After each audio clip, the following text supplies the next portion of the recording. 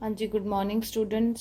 आज जो next topic असी डिस्कस करना है that is factors affecting rate of a reaction कि वो किहड़े-किहड़े फैक्टर्स ने ਜਿਹੜੇ ਕਿਸੇ ਵੀ ਰਿਐਕਸ਼ਨ ਦੇ ਰੇਟ ਨੂੰ ਇਫੈਕਟ ਕਰਦੇ ਨੇ।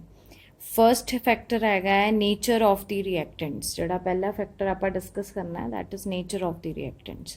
ਹੁਣ ਨੇਚਰ ਆਫ ਰਿਐਕਟੈਂਟਸ ਤੇ ਕਿਸ ਤਰ੍ਹਾਂ ਡਿਪੈਂਡ ਕਰੇਗਾ ਕਿ ਜਿਸ ਤਰ੍ਹਾਂ ਆਪਾਂ ਦੇਖਿਆ ਹੋਇਆ ਕਿ ਜਿਵੇਂ ਜਿਵੇਂ ਰਿਐਕਸ਼ਨ ਜਿਹੜੀ ਪ੍ਰੋਸੀਡ ਕਰਦੀ ਜਾਂਦੀ ਹੈ ਉਸ ਤਰ੍ਹਾਂ ਹੀ ਜਿਹੜਾ ਆਪਣੀ ਰਿਐਕਟੈਂਟਸ ਦੀ ਕੰਸਨਟ੍ਰੇਸ਼ਨ ਉਹ ਘਟਦੀ ਜਾਂਦੀ ਹੈ। ਨੇਚਰ ਆਫ ਰਿਐਕਟੈਂਟਸ ਦਾ ਮਤਲਬ ਹੈ ਕਿ ਜਿੰਨਾ ਰਿਐਕਸ਼ਨਸ ਦੇ ਵਿੱਚ ਰਿਐਕਟੈਂਟਸ ਦੇ ਵਿੱਚ ਜਿਹੜੇ ਬੌਂਡ ਹੋਣਗੇ ਉਹ ਜਿੰਨੇ ਉਹਨਾਂ ਨੂੰ ਤੋੜਨ ਦੇ ਲਈ ਜਿੰਨੀ એનર્ਜੀ ਜ਼ਿਆਦਾ ਸਾਨੂੰ ਲੋੜ ਪਏਗੀ, ਜਿੰਨੀ ਜ਼ਿਆਦਾ એનર્ਜੀ ਦੀ ਲੋੜ ਪਏਗੀ ਤੇ ਉਹਨਾਂ ਉਹ ਰਿਐਕਸ਼ਨ ਸਲੋ ਹੋਏਗਾ। ਤੇ ਜੇਕਰ ਰਿਐਕਟੈਂਟਸ ਦੇ ਵਿੱਚ ਜਿਹੜੇ ਬੌਂਡਸ ਨੇ ਜਿੰਨੇ ਉਹ ਬੌਂਡਸ ਕਹਿ ਲਓ ਕਿ ਵੀਕ ਹੋਣਗੇ ਕਿ ਘੱਟ એનર્ਜੀ ਦੀ ਲੋੜ ਪਏਗੀ ਤੇ ਉਨਾ ਹੀ ਜਿਹੜਾ ਹੈ ਉਹ ਰਿਐਕਸ਼ਨ ਫਾਸਟ ਹੋਏਗਾ। ਤੇ ਨੇਚਰ ਆਫ ਰਿਐਕਟੈਂਟਸ ਤੇ ਕਿਸ ਤਰ੍ਹਾਂ ਰੇਟ ਆਫ ਰਿਐਕਸ਼ਨ ਡਿਪੈਂਡ ਕਰਦਾ ਹੈ ਕਿ for breaking energy required for breaking the bond ਜੇਕਰ ਜ਼ਿਆਦਾ ਹੋਏਗੀ ਤੇ ਰਿਐਕਸ਼ਨ ਜਿਹੜਾ ਹੈ ਉਹ ਸਲੋ ਹੋਏਗਾ। ਜੇਕਰ energy required for breaking the bonds of the reactants is less then the rate of the reaction will be fast ਜਾਂ ਜਿਹੜਾ ਰਿਐਕਸ਼ਨ ਹੋਏਗਾ ਉਹ ਫਾਸਟ ਰੇਟ ਤੇ ਪ੍ਰੋਸੀਡ ਕਰੇਗਾ। ਸੈਕੰਡ ਜਿਹੜਾ ਫੈਕਟਰ ਅਸੀਂ ਡਿਸਕਸ ਕਰਨਾ ਹੈ दैट इज ਕੰਸਨਟ੍ਰੇਸ਼ਨ। ਨੈਕਸਟ ਫੈਕਟਰ ਹੈਗਾ ਕੰਸਨਟ੍ਰੇਸ਼ਨ of the reactants। concentration of the reactants।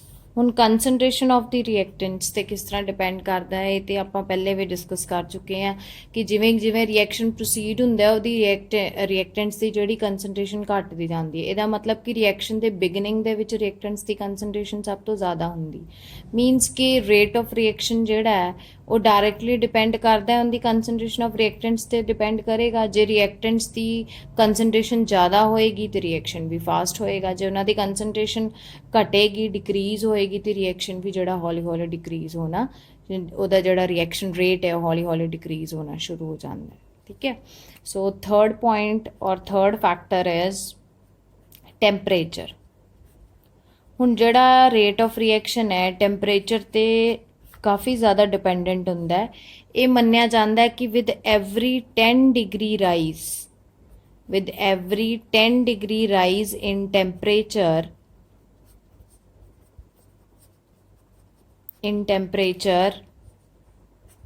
rate of reaction doubles।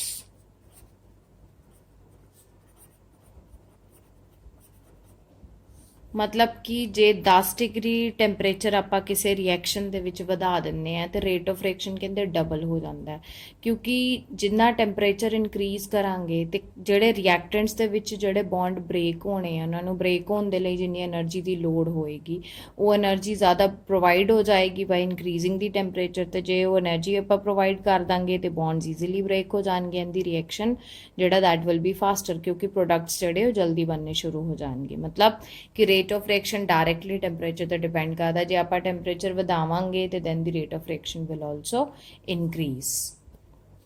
Next factor ਜਿਹੜਾ ਆਪਾਂ ਡਿਸਕਸ ਕਰਨਾ ਹੈ that is presence of a catalyst।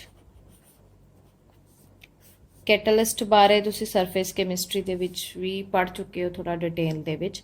ਕੈਟਲਿਸਟ ਕੀ ਹੁੰਦਾ ਹੈ? ਕੈਟਲਿਸਟ ਉਹ ਸਬਸਟੈਂਸ ਹੈ ਜਿਹੜਾ without involving into the reaction you can say ਕਿ without itself being used in the reaction ਉਹ ਸਿਰਫ ਕੀ ਕਰਦਾ ਹੈ ਰਿਐਕਸ਼ਨ ਦੇ ਰੇਟ ਨੂੰ ਚੇਂਜ ਕਰਦਾ ਹੈ, ਉਹਦੀ ਸਪੀਡ ਨੂੰ ਚੇਂਜ ਕਰਦਾ ਹੈ। ਆਪ ਉਹ ਰਿਐਕਸ਼ਨ ਦੇ ਵਿੱਚ ਪਾਰਟਿਸਿਪੇਟ ਨਹੀਂ ਕਰਦਾ ਤੇ ਉਹ ਸਬਸਟੈਂਸ ਨੂੰ ਅਸੀਂ ਕੀ ਕਹਿ ਦਿੰਦੇ ਆ? ਕੈਟਲਿਸਟ। ਤੇ ਜਿਹੜਾ ਕੈਟਲਿਸਟ ਹੈ ਓਬਵੀਅਸਲੀ ਗੱਲ ਹੈ ਕਿ ਜਿਹੜਾ ਕੈਟਲਿਸਟ ਹੋਏਗਾ ਜਨਰਲੀ ਉਹ ਸਪੀਡ ਜਿਹੜੀ ਹੈ ਰਿਐਕਸ਼ਨ ਦੀ ਵਧਾਉਂਦਾ ਹੈ। ਤੁਸੀਂ ਪੜ੍ਹਿਆ ਹੋਇਆ ਹੈ ਸਰਫੇਸ ਕੈਮਿਸਟਰੀ ਦੇ ਵਿੱਚ ਕੈਟਾਲਿਟਿਕ ਪ੍ਰਮੋਟਰਸ ਵੀ ਹੁੰਦੇ, ਪੋਇਜ਼ਨਸ ਵੀ ਹੁੰਦੇ, ਬਟ ਮੈਕਸਿਮਮ ਟਾਈਮ ਜਿਹੜੇ ਆਪਾਂ ਕੈਟਲਿਸਟ ਜਿਹੜੇ ਹੁੰਦੇ ਆ ਉਹ ਪ੍ਰਮੋਟਰ ਦਾ ਹੀ ਕੰਮ ਕਰਨਗੇ। ਮੀਨਸ ਦੇ increases the rate of the reaction ਜਾਂ speed of the reaction. Next factor ਜਿਹੜਾ ਆਪਾਂ ਡਿਸਕਸ ਕਰਨਾ ਹੈ that is surface area of the reactant। next factor is surface area of the reactant। ਹੁਣ कोई भी सबसटेंस है जिहदा साइज छोटा होएगा, स्मॉल साइज होएगा, बट ਉਹਦਾ ਸਰਫੇਸ ਏਰੀਆ ਹਮੇਸ਼ਾ ਜ਼ਿਆਦਾ ਹੁੰਦਾ ਹੈ। ਤੇ ਜਿੰਨਾ ਰਿਐਕਟੈਂਟਸ ਦਾ ਸਰਫੇਸ ਏਰੀਆ ਜ਼ਿਆਦਾ ਹੋਏਗਾ ਉਨਾ ਹੀ ਰਿਐਕਸ਼ਨ ਰੇਟ ਹਮੇਸ਼ਾ ਜ਼ਿਆਦਾ ਹੋਏਗਾ। तो greater is the surface area of the reactant, और जे आप कैटलिस्ट यूज़ कर रहे हैं उस रिएक्शन दे विच, जे उहदा सरफेस एरिया भी ज़्यादा होएगा then also the reaction rate will be faster. तो जिन्ना सरफेस एरिया ज़्यादा होएगा उन्ना ही जिहड़ा है रिएक्शन जिहड़ा है उहदा रेट या स्पीड जिहड़ा है ज़्यादा होएगी। So greater is the surface area of the reactant, faster will be the reaction. And the last factor which we are going to discuss is presence of light।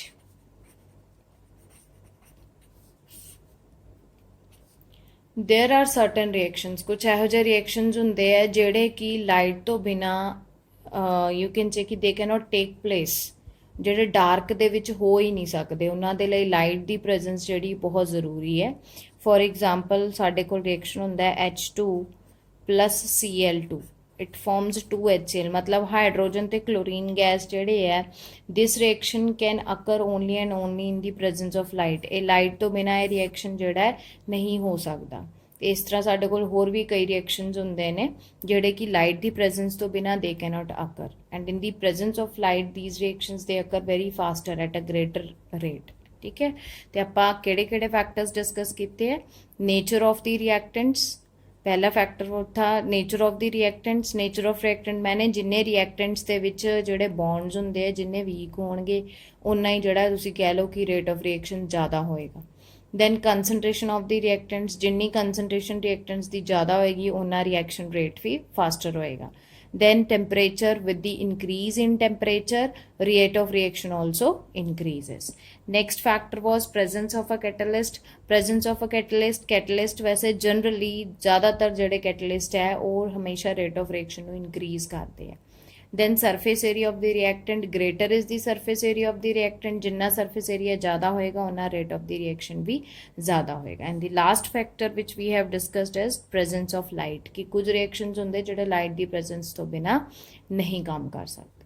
ठीक है, they cannot take place, right। next let us discuss the next topic, that is rate law and law of mass action। and जी after studying the factors affecting the rate of reaction ਜਿਹੜਾ next ਅਸੀਂ topic discuss ਕਰਨਾ ਹੈ that is rate law and law of mass action। ਠੀਕ ਹੈ, ਕਿ rate law ਤੇ law of mass action ਕੀ ਹੈ basically, let us see that। ਹੁਣ ਇੱਥੇ ਇੱਕ ਮੈਂ ਗ੍ਰਾਫ ਪਲਾਟ ਕੀਤਾ ਹੋਇਆ ਹੈ। ਬੇਸਿਕਲੀ ਇਹ ਕੀ ਹੈ ਕਿ ਕੰਸਨਟ੍ਰੇਸ਼ਨ ਤੇ ਟਾਈਮ ਦੇ ਵਿੱਚ ਆਪਾਂ ਜਿਹੜਾ ਹੈ ਕਿ ਪਲਾਟ ਡਰਾ ਕੀਤੇ ਹੈ for reactants as well as products. ਹੁਣ ਨੋਰਮਲੀ ਆਪਾਂ ਦੇਖਦੇ ਹਾਂ ਕਿ ਜਿਵੇਂ ਜਿਵੇਂ ਰਿਐਕਸ਼ਨ ਪ੍ਰੋਸੀਡ ਕਰਦਾ ਜਾਂਦਾ ਹੈ ਤੇ ਰਿਐਕਟੈਂਟਸ ਦੀ ਜਿਹੜੀ ਕੰਸਨਟ੍ਰੇਸ਼ਨ ਉਹ ਘਟਦੀ ਜਾਣੀ ਤੇ ਪ੍ਰੋਡਕਟਸ ਦੀ ਜਿਹੜੀ ਕੰਸਨਟ੍ਰੇਸ਼ਨ ਹੈ ਜਨਰਲੀ ਵੱਧਦੀ ਜਾਂਦੀ ਹੈ। ਇਹਦਾ ਮਤਲਬ ਹੈ ਕਿ ਜਦ ਰਿਐਕਸ਼ਨ ਸਟਾਰਟ ਹੋਇਆ ਤੇ ਰਿਐਕਟੈਂਟ ਦੀ ਦੇਖੋ ਕੰਸਨਟ੍ਰੇਸ਼ਨ ਜਿਹੜੀ ਹੈ ਇੱਥੇ ਮੈਕਸਿਮਮ ਹੈ, बट विद टाइम जिस तरह रिएक्शन प्रोसीड किया रिएक्टेंट की कंसनट्रेशन विद टाइम घटती जा रही है। प्रोडक्ट्स की इनिशियली 0 सी ते now it is being introduce. ठीक है, इट इज़ बीइंग इंक्रीज्ड, ये इंक्रीज होंदी जा रही है प्रोडक्ट्स की कंसनट्रेशन, है ना। ਹੁਣ ਇਸ ਕੇਸ ਦੇ ਵਿੱਚ ਆਪਾਂ ਜਨਰਲੀ ਕਹਿ ਦਿੰਨੇ ਆ ਕਿ ਵਿਦ ਦੀ ਜਿਸ ਤਰ੍ਹਾਂ ਰਿਐਕਸ਼ਨ ਪ੍ਰੋਸੀਡ ਕਰ ਰਿਹਾ ਹੈ with the proceeding of the reaction, the concentration of the reactant increases and decreases and the concentration of the product increases। ਹੁਣ ਜੇ reactant ਦੀ concentration decrease ਹੋ ਰਹੀ ਹੈ ਤੇ ਇਹਦਾ ਮਤਲਬ ਹੈ ਕਿ ultimately rate of reaction ਵੀ ਘਟੇਗਾ, ਕਿਉਂਕਿ rate of reaction ਜਿਹੜਾ ਹੈ ਜੇ ਆਪਾਂ ਪ੍ਰੈਕਟੀਕਲੀ ਦੇਖੀਏ ਤੇ ਜਦ ਆਪਾਂ ਰਿਐਕਸ਼ਨ ਸਟਾਰਟ ਕੀਤਾ ਤੇ ਰਿਐਕਟੈਂਟ ਆਪਣੇ ਕੋਲ ਜ਼ਿਆਦਾ ਸੀ, ਮੈਕਸਿਮਮ ਅਮਾਊਂਟ ਰਿਐਕਟੈਂਟਸ ਦਾ ਸਾਡੇ ਕੋਲ ਪ੍ਰੈਜ਼ੈਂਟ ਹੀ। ਜਿਵੇਂ ਜਿਵੇਂ ਰਿਐਕਸ਼ਨ ਪ੍ਰੋਸੀਡ ਹੋਇਆ ਰਿਐਕਟੈਂਟ ਕੰਜ਼ਿਊਮ ਹੁੰਦਾ ਗਿਆ। ਜੇ ਸਾਡੇ ਕੋਲ ਰਿਐਕਟੈਂਟ ਹੀ ਨਹੀਂ ਹੋਏਗਾ ਤੇ ਪ੍ਰੋਡਕਟ ਕਿਵੇਂ ਬਣੇਗਾ। That means with the time ਜਿਵੇਂ ਜਿਵੇਂ ਟਾਈਮ ਅੱਗੇ ਰਿਐਕਸ਼ਨ ਪ੍ਰੋਸੀਡ ਕਰਦਾ ਜਾਏਗਾ reactant the ਕੰਸਨਟ੍ਰੇਸ਼ਨ ਘਟੇਗੀ। That means ultimately the rate of reaction will also decrease, right। and this effect of concentration on the rate of reaction it was first studied। ਇਹ ਸਭ ਤੋਂ ਪਹਿਲੇ ਜਿਹੜਾ concentration ਦਾ effect ਹੁੰਦਾ ਹੈ on the rate of reaction ਇਹ ਸਭ ਤੋਂ ਪਹਿਲੇ ਸਟੱਡੀ ਕੀਤਾ ਸੀ ਗਲਬਰਗ ਨੇ ਤੇ ਵੇਗ ਨੇ। ਠੀਕ ਹੈ। ਇਹਨਾਂ ਦੋਨਾਂ ਸਾਇੰਟਿਸਟ ਨੇ ਸਭ ਤੋਂ ਪਹਿਲੇ effect of concentration on the rate of reaction study ਕੀਤਾ ਸੀ ਤੇ ਉਹਨਾਂ ਨੇ ਇਸ ਚੀਜ਼ ਨੂੰ ਐਕਸਪਲੇਨ ਕੀਤਾ ਸੀ ਇਨ ਦੀ farm of law of mass action. Law of mass action the farm ਦੇ ਵਿੱਚ ਉਹਨਾਂ ਨੇ ਸਾਨੂੰ ਇੱਕ ਥਿਓਰੈਟੀਕਲ ਕਨਸੈਪਟ ਦਿੱਤਾ ਸੀ। ਮਤਲਬ basically they have studied the concentration effect of concentration on rate of the reaction ਕਿ ਕੰਸਨਟ੍ਰੇਸ਼ਨ ਜਿਹੜਾ ਰਿਐਕਟੈਂਟਸ ਦੀ ਕੰਸਨਟ੍ਰੇਸ਼ਨ ਦਾ ਰੇਟ ਆਫ ਰਿਐਕਸ਼ਨ ਤੇ ਕੀ ਇਫੈਕਟ ਪੈਂਦਾ। ਇਹ ਗਲਬਰਗ ਤੇ ਵੇਗ ਨੇ ਸਟੱਡੀ ਕੀਤਾ ਸੀ ਤੇ ਇਹਨਾਂ ਦੋਨਾਂ ਨੇ ਇੱਕ ਥਿਓਰੈਟੀਕਲ ਕਨਸੈਪਟ ਦੇ ਰੂਪ ਦੇ ਵਿੱਚ ਸਾਨੂੰ ਇਹ ਇਫੈਕਟ ਦਿੱਤਾ ਸੀ and that concept is law of mass action. ਇਹਦੇ accordingly for any general reaction, suppose ਕਰੋ ਸਾਡੇ ਕੋਲ ਜਨਰਲ ਰਿਐਕਸ਼ਨ ਹੈ A moles of A combines with B moles of B to form products, ਠੀਕ ਹੈ। ਹੁਣ ਇਹਦੇ ਇਸ ਰਿਐਕਸ਼ਨ ਦੇ ਲਈ according to law of mass action rate is equal to ਜਾਂ ਰੇਟ ਆਫ ਰਿਐਕਸ਼ਨ ਜਿਹੜਾ ਹੈ ਡਾਇਰੈਕਟਲੀ ਕਿਹਦੇ ਤੇ ਡਿਪੈਂਡ ਕਰਦਾ ਹੈ on the concentration of the reactants A and B raise to the stoichiometric coefficients. ਜੇ A ਦੇ ਨਾਲ A moles of A ਸੀ ਤੇ B moles of B, ਇਹ ਸਮਾਲ A ਤੇ ਸਮਾਲ B ਕੀ ਹੈ ਸਟੋਸ਼ੀਓਮੈਟ੍ਰਿਕ ਕੋਫੀਸ਼ੀਐਂਟਸ। ਤੇ ਲਾਅ ਆਫ ਮਾਸ ਐਕਸ਼ਨ ਕੀ ਕਹਿੰਦਾ ਹੈ ਕਿ ਜਿਹੜੀ ਰੇਟ ਆਫ ਰਿਐਕਸ਼ਨ ਹੈ ਉਹ ਡਾਇਰੈਕਟਲੀ ਡਿਪੈਂਡ ਕਰਦੀ ਹੈ ਰਿਐਕਟੈਂਟਸ ਦੀ ਕੰਸਨਟ੍ਰੇਸ਼ਨ ਤੇ ਡਾਇਰੈਕਟਲੀ ਡਿਪੈਂਡ ਕਰਦੀ ਹੈ and the ਕੰਸਨਟ੍ਰੇਸ਼ਨ terms raise to the ਸਟੋਸ਼ੀਓਮੈਟ੍ਰਿਕ coefficient. ਕਿਸੇ ਵੀ ਕਹਿ ਲਓ ਕਿ ਬੈਲੈਂਸਡ ਇਕੁਏਸ਼ਨ ਦੇ ਵਿੱਚ ਜਿਹੜੇ ਸਟੋਸ਼ੀਓਮੈਟ੍ਰਿਕ ਕੋਫੀਸ਼ੀਐਂਟਸ ਹੁੰਦੇ ਆ, ਜਿਸ ਤਰ੍ਹਾਂ ਆਪਾਂ ਹਿਟ ਐਂਡ ਟ੍ਰਾਇਲ ਮੈਥਡ ਦੇ ਨਾਲ ਵੀ ਇਕੁਏਸ਼ਨਸ ਦੀ ਬੈਲੈਂਸਿੰਗ ਕਰਨੇ ਤੇ ਜਿਹੜੇ ਆ ਸਟੋਸ਼ੀਓਮੈਟ੍ਰਿਕ ਕੋਫੀਸ਼ੀਐਂਟਸ ਆਉਂਦੇ ਆ, ਇਹਨੇ ਕਿਹਾ ਕਿ ਰੇਟ ਆਫ ਰਿਐਕਸ਼ਨ ਕਿਤੇ ਡਿਪੈਂਡ ਕਰਦਾ ਹੈ concentration of the reactants raise to the stoichiometric terms ਔਰ rate of reaction is equal to K proportionality constant K A raised to A and concentration of B raised to B। ਇਹ law of mass action ਜਿਹੜਾ ਇੱਕ theoretical concept ਸੀ ਜਿਹੜਾ ਵੇਗ ਤੇ ਗੁਲਬਰਗ ਨੇ ਦਿੱਤਾ ਸੀ, but later on ਜਦ ਐਕਸਪੈਰੀਮੈਂਟਲੀ ਇਸ ਚੀਜ਼ ਨੂੰ ਸਟੱਡੀ ਕੀਤਾ ਗਿਆ ਤੇ ਇਹ ਪਾਇਆ ਗਿਆ ਕਿ ਇਹ ਜ਼ਰੂਰੀ ਨਹੀਂ ਹੈ ਕਿ ਜਿਹੜੇ ਵੀ ਆਪਣੇ A ਤੇ B ਜਿਹੜੇ ਰਿਐਕਟੈਂਟਸ ਹੋਣਗੇ ਇਟ ਇਜ਼ ਨਾਟ ਨੈਸੈਸਰੀ, ਕਹਿੰਦੇ ਜ਼ਰੂਰੀ ਨਹੀਂ ਹੈ ਕਿ ਇਹ ਹਮੇਸ਼ਾ ਸਟੋਸ਼ੀਓਮੈਟ੍ਰਿਕ ਕੋਫੀਸ਼ੀਐਂਟਸ ਤੇ ਹੀ ਡਿਪੈਂਡ ਕਰਨਗੇ। ਮਤਲਬ ਇਹਨਾਂ ਦੇ ਕੰਸਨਟ੍ਰੇਸ਼ਨ ਤੇ ਟਰਮਸ ਦੇ ਉੱਪਰ ਜਿਹੜੀਆਂ ਪਾਵਰਸ ਅਸੀਂ ਲਗਾਈਆਂ ਨੇ ਇਹ ਪਾਵਰ ਸਟੋਸ਼ੀਓਮੈਟ੍ਰਿਕ ਕੋਫੀਸ਼ੀਐਂਟ ਹੈ। ਹੁਣ ਇਸ ਚੀਜ਼ ਦਾ ਮਤਲਬ ਕੀ ਹੈ ਕਿ ਸਪੋਜ਼ ਕਰੋ ਕਿ ਅਸੀਂ ਇੱਥੇ A ਤੇ B ਹੈ, ਮੰਨ ਲਓ ਸਪੋਜ਼ ਆਈ ਐਮ ਰਾਈਟਿੰਗ ਮੇਰੇ ਕੋਲ ਕੋਈ ਬੈਲੈਂਸਡ ਇਕੁਏਸ਼ਨ ਹੈ 3 moles of A combines with 2 moles of B to form products, ਠੀਕ ਹੈ। ਹੁਣ ਇਹ ਜਿਹੜੇ 3 ਤੇ 2 ਹੈ ਇੱਥੇ ਮੈਂ ਸਟੋਸ਼ੀਓਮੈਟ੍ਰਿਕ ਕੋਫੀਸ਼ੀਐਂਟਸ ਲਗਾਏ ਹੋਏ ਹੈ, ਬਟ ਇਹਦਾ ਇਹ ਮਤਲਬ ਨਹੀਂ ਹੈ ਜੇ ਐਕਸਪੈਰੀਮੈਂਟਲੀ ਆਪਾਂ ਕਹਿੰਦੇ ਦੇਖੀਏ ਤੇ ਜ਼ਰੂਰੀ ਨਹੀਂ ਹੈ ਕਿ 3 ਦੇ 3 ਮੋਲ A ਦੇ ਜਿਹੜੇ ਹੈ ਉਹ ਪੂਰੇ ਦੇ ਪੂਰੇ ਕੰਜ਼ਿਊਮ ਹੋ ਗਏ ਹੋਣ। ਹੋ ਸਕਦਾ ਕਿ ਰਿਐਕਸ਼ਨ ਦੇ ਵਿੱਚ ਸਿਰਫ A ਦੇ 2 ਮੋਲ ਹੀ ਕੰਜ਼ਿਊਮ ਹੋਏ ਹੋਣ ਤੇ B ਦਾ 1 ਮੋਲ ਹੀ ਕੰਜ਼ਿਊਮ ਹੋਇਆ ਹੋਏ, ਠੀਕ ਹੈ ਨਾ। ਤੇ ਮਤਲਬ ਕਿ ਕਹਿਣ ਦਾ ਇਹ ਭਾਵ ਹੈ ਕਿ ਐਕਸਪੈਰੀਮੈਂਟਲੀ ਜੇਕਰ ਆਪਾਂ ਦੇਖਦੇ ਹਾਂ ਤੇ ਲਾਅ ਆਫ ਮਾਸ ਐਕਸ਼ਨ ਦੇ ਅਕੋਰਡਿੰਗਲੀ ਆਪਾਂ ਕੰਸਨਟ੍ਰੇਸ਼ਨ ਟਰਮਸ ਦੇ ਉੱਪਰ ਪਾਵਰਸ ਜਿਹੜੀਆਂ ਸਟੋਸ਼ੀਓਮੈਟ੍ਰਿਕ ਕੋਫੀਸ਼ੀਐਂਟ ਲਗਾਏ ਨੇ, but it is not necessary ਕਿ ਹਮੇਸ਼ਾ ਇਹ ਕਰੈਕਟ ਹੋਏ। ਤੇ ਇਸ ਚੀਜ਼ ਦੇ ਜਿਹੜਾ ਹੈ ਕਿ ਕਹਿ ਲਓ ਕਿ in order to explain this further ਸਾਡੇ ਕੋਲ ਆਇਆ ਰੇਟ ਲਾਅ, और रेट लॉ ने की किया, rate law is basically a experimental concept. एक ही है एक एक्सपेरिमेंटल कंसैप्ट है ਜਿਹੜਾ ਅਸੀਂ law of mass action discuss ਕੀਤਾ है, that is basically a theoretical concept and this is an experimental concept। rate law ਦੇ accordingly ਜਿਹੜਾ rate of reaction है that depends upon concentration of A raised to alpha and concentration of B raised to beta, or rate of the reaction is equal to K into A raised to alpha and B raised to beta, right। ਹੁਣ ਇੱਥੇ alpha ਤੇ ਬੀਟਾ basically ਕੀ ਹੈ, A ਤੇ B ਤੇ reactants ਦੀ ਕੰਸਨਟ੍ਰੇਸ਼ਨਸ ਹੋ ਗਈਆਂ। ਜਿਹੜੇ alpha ਤੇ ਬੀਟਾ ਹੈ, ਅਲਫਾ ਐਂਡ ਬੀਟਾ ਦੇ ਮੇ ਬੀ ਸਟੋਸ਼ੀਓਮੈਟ੍ਰਿਕ ਕੋਫੀਸ਼ੀਐਂਟ ਹੋ ਵੀ ਸਕਦੇ ਆ ਤੇ ਨਹੀਂ ਵੀ ਹੋ ਸਕਦੇ। ਹੁਣ ਇੱਥੇ ਤੇ ਸਾਨੂੰ ਕਲੀਅਰ ਹੈ A ਤੇ B ਜਿਹੜੇ ਆਪਾਂ ਪਾਵਰਸ ਲਗਾਈਆਂ ਨੇ they are basically according to law of mass action ਇਹ ਸਟੋਸ਼ੀਓਮੈਟ੍ਰਿਕ ਕੋਫੀਸ਼ੀਐਂਟ ਹੈ ਜਿਹੜੇ ਕਿਸੇ ਵੀ ਬੈਲੈਂਸ ਇਕੁਏਸ਼ਨ 'ਚ ਹੁੰਦੇ ਆ। बट रेट लॉ के अकॉर्डिंगली एक्सपैरीमेंटली जो सानू कंसैप्ट दिता गया वो जी ए तो बी दियाँ पावर्स ने कहते ये वो कोफिशिएंट्स होणगे जिहड़ा कि एक्चुअली एक्सपैरीमेंटली जिन्ना ये कंज्यूम होया होएगा रिएक्टेंट, नॉट दी जिहड़े आपां हिट एंड ट्रायल मैथड दे नाल बैलेंसिंग करते हैं, not that will not be always true, right. तो जब भी तुसी फरदर इस चैप्टर दे विच न्यूमैरिकल्स करोगे तुहानू रेट लॉ इक्वेशन हर रिएक्शन दी ऑलमोस्ट गिवन होएगी कि कितना जड़ा एदियां पावर्स मतलब स्टोशियोमेट्रिक कोफिशिएंट्स जो भी होंगे experimentally they will be given to you in the questions. So rate law is basically rate of the reaction depends upon the concentration of the reactants raised to the powers, and these powers may be stoichiometric coefficients or may not। ये हो भी सकते stoichiometric coefficients ते नहीं भी हो सकते, ठीक है। नेक्स्ट इज हुण इहदे विच के की है, बेसिकली के is the constant of proportionality and is known as velocity constant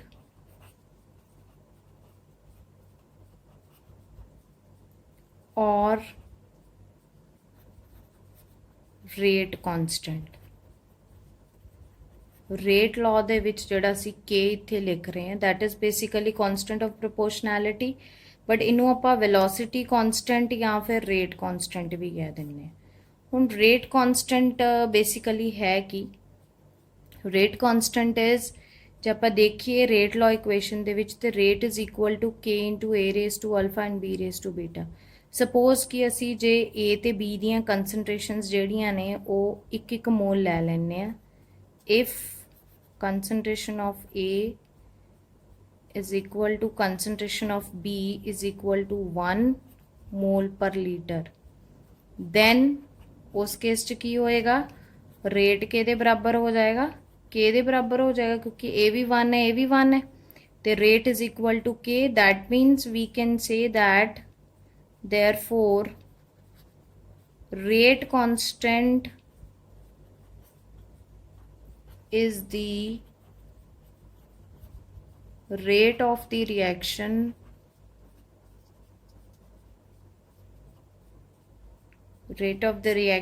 when the concentrations of the reactants is unity, ठीक है। तो रेट कांस्टेंट की हो गया, it is the rate of the reaction when the concentration of the reactants is unity. तो rate constant basically जेकर a rate के बराबर है जब ए ते बी दी जड़ियाँ कंसनट्रेशनस है जब यूनिटी होणगियां मतलब एक मोल होणगियां, then rate constant is always equal to rate of the reaction. मतलब इत्थों ये भी गल सानू एक पॉइंट क्लीयर होंदा है कि जिन्नी के दी वैल्यू ज़्यादा होएगी उन्ना rate of reaction will be more, मतलब faster will be the rate of the reaction. तो इत्थे आपां कंक्लूड कर सकते हैं कि greater is the value of K, more will be the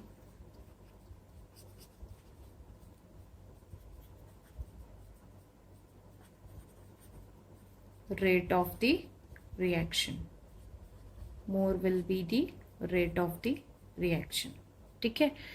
तो rate law and law of mass action एक बारी फिर रिवाइज कर लिए।